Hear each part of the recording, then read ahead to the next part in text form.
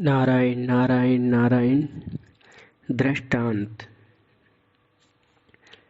पटना के एक सेठ का।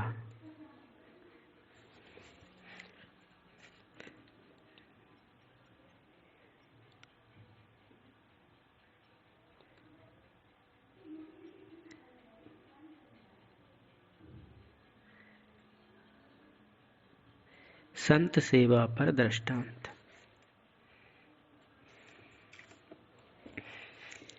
पटना नगर में एक भक्त सेठ रहते थे। एक बार एक सज्जन ब्राह्मण ने पटना से जगन्नाथपुरी की यात्रा का विचार किया। सेठ जी को मालूम पड़ा तो उन्होंने उस ब्राह्मण को बुलाकर उसे 100 रुपये दिए और कहा, महाराज, आप इन रुपयों को श्री जगन्नाथ जी को अर्पण कर देना। पंडित जी ने रुपये लिए और यात्रा की। धीरे धीरे नित्य पैदल चलते।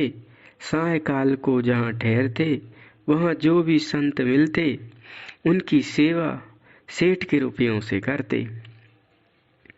पंडित जी वैष्णव भक्त थे, संत सेवा की महिमा जानते थे।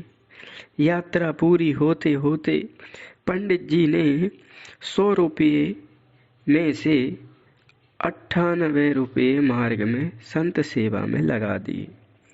शेष 2 रुपये श्री जगन्नाथ जी को सेठ जी की ओर से भेंट कर दिए।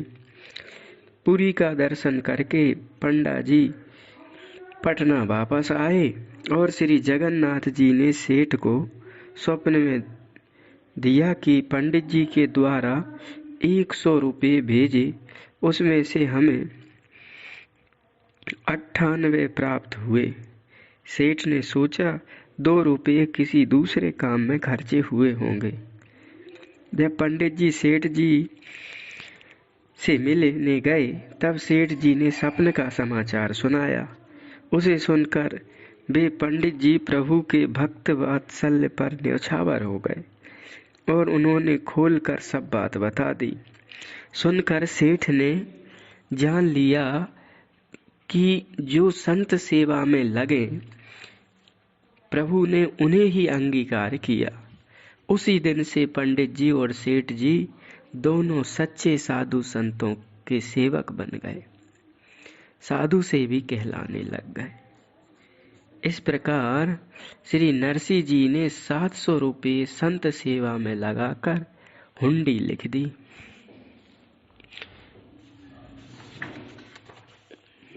अगला दृष्टांत निपट जी और बादशाह का। निपट जी और बादशाह का स्वपक्ष पोषण पर दृष्टांत। एक संत थे, उनका नाम था निपट। वे सिद्ध थे, निपट अयान और निपट सुजान प्रतीत होते थे। एक नगर में नदी तट पर रहकर भजन करते थे। सभी से प्रेम करते थे। सांप्रदायिक भेदभाव को छोड़कर ये फलाना साधु, ये गिरिपुरी, यति, जोगी, बैरागी, ये छोड़कर वे सबको, हिंदू मुसलमान को भी आदर और सभी को उपदेश भी देते थे। बादशाह ने उनकी बड़ाई सुनी। 2 बार उनके पास गया तो उसे लगा ये तो परम सरल है। मुल्लों ने कहा खिला पिलाकर उन्हें भी मुसलमान बना लिया जाए। एक दिन बादशाह ने इनको न्योता दिया। श्री निपट जी आ गए। उनका विशेष आदर सत्कार करके बादशाह ने पूछा कि ईश्वर एक है या 2? श्री निपट जी ने कहा कि हिंदू और मुसलमान दोनों का ईश्वर एक है। इसे उत्तर को सुनकर बादशाह ने और सभी ने उनकी बड़ाई की कि आप सच्चे फकीर हैं।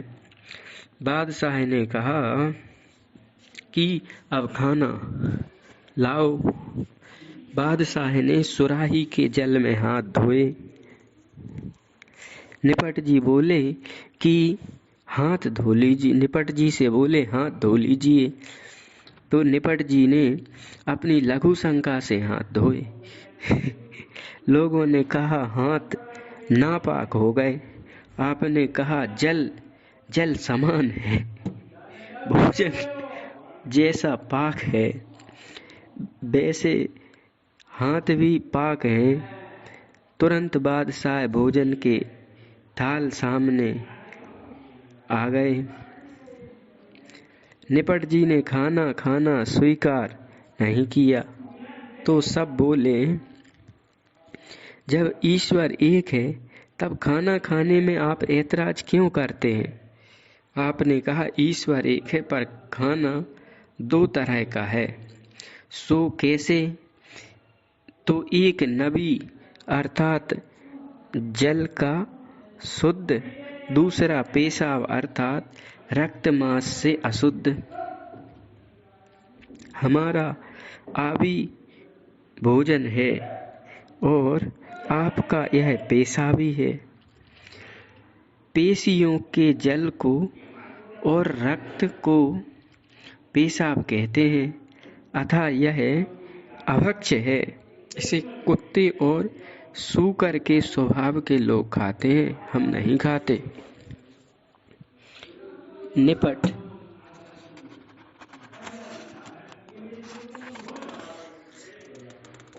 निष्कपट, निश्चयी, निष्किंचन, निष्काम है। ग्रह आवी पेशावी, तजी कपट संत अभिराम। जैसा दर्पण होगा वैसा ही मुख आईने में दिखेगा। ईश्वर एक है, भिन्न हृदय भिन्न भिन्न है, अतः तमोगुणियों को तामसी, रजोगुणियों को राजसी, सतोगुणियों को सात्विकी ईश्वर का रूप दिखाई देता है। हाथ धोने से यदि हाथ नापाक हो गए तो इस मांस रक्त मूत्रमय भोजन से मन बुद्धि पाक कैसे होंगे? उस दिन से सबको मांसाहार बुरा लगने लगा। बादशाह अपनी ओर से और निपट अपनी ओर से खींच रहे थे। बहुतों ने मांस खाना छोड़ दिया। बादशाह ने कहा निपट को भगाओ, अन्यथा ये हमारा मजहब छुड़ा देगा। ऐसे ही श्री नरसिंह जी ने अपनी ओर आकृष्ट किए लोगों को उनके चरित्र में। यह दृष्टांत नरसिंह के चरित्र भक्तमाल में आते हैं।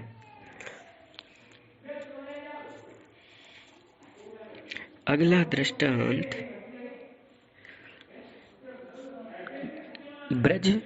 ब्रजो भंगिन का अगला दृष्टांत नाक बचाओ पर। नाक बचाओ यह श्री वृंदावन के गोविंद जी के मंदिर की सेविका थी। इसकी बेटी का ब्याह था। उस समय इसने मंदिर के पुजारी गोस्वामी श्री जगन्नाथ जी से जाकर कहा कि महाराज आप ऐसा कुछ उपाय कीजिए जिससे कि श्री गोविंद देव जी की नाक प्रतिष्ठा बनी रही आवे, सब काम ठीक से हो जाए। यदि कोई त्रुटि हो गई तो बाराती लोग यही कहेंगे कि गोविंद जी की टहलनी जो बिरजो उससे कुछ करते न बना। मैं गोविंद की हूँ, अतः घटना घटती बढ़ती गोविंद की होगी। इस बात को सुनकर गोस्वामी जी ने ध्यान देकर सब प्रबंध किया। मैंने छोचक ही दिया। यह अहंकार श्री नरसिंह जी को नहीं है, अतः कहते हैं कि अपने व्रत की लज्जा रखो। यह सुनकर सांवलिया शेर प्रकट हो गए, उसे भी यथेष्ट वस्त्राभूषण दिए। ऐसी भगवान पे निर्भर भक्तों की भगवान रक्षा करते हैं।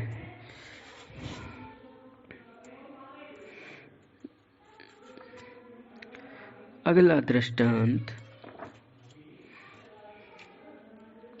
एक निर्धन विप्र का दृष्टांत।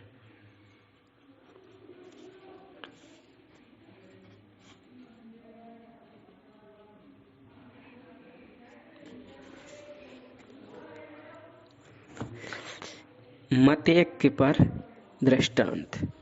मतेक्य, एक ब्राह्मण देवता अति निर्धनता के कारण कष्ट में थे। घर के सभी लोग एक मत थे। मिलकर विचार किया कि कल ब्रह्म वेला में हम सब लोग घर छोड़कर परदेश चले। सभी ने तैयारी कर ली। आवश्यक सामान साथ में लेकर चले। चलते चलते दोपहर हो गई। एक जंगल में एक कुंड एवं बट पीपल की छाया देखकर पंडित जी ने वहीं पड़ाव डाल दिया। एक लड़के से बोले, कुंड से जल लाकर गोबर से चौका लगाओ। दूसरे से कहा, सूखी लकड़ी लाओ। स्त्री से बोले, अग्नि चेताओ। स्वयं कुंड में स्नान कर सुखासन पर बैठे।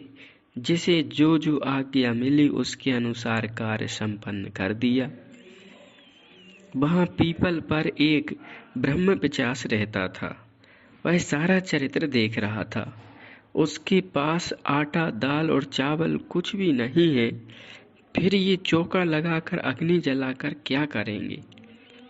संदेह को मिटाने के लिए उसने आकर पूछा।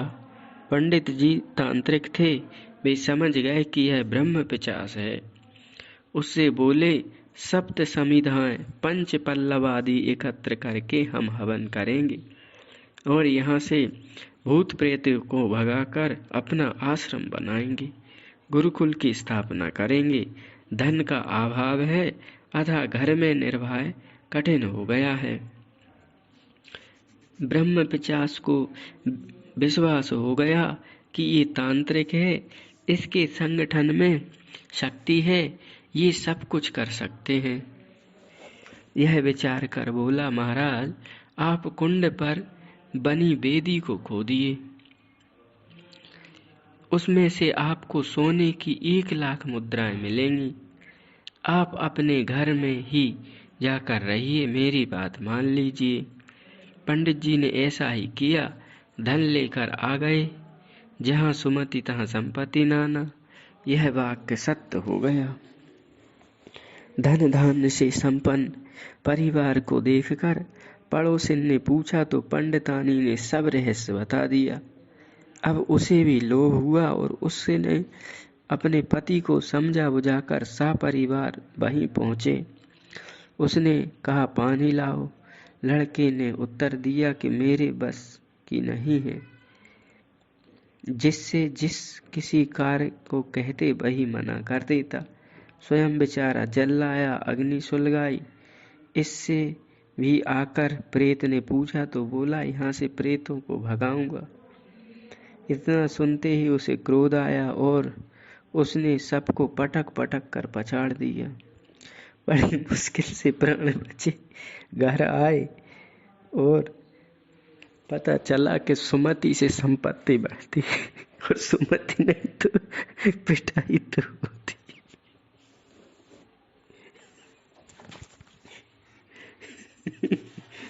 हे नाथ, हे मेरे नाथ।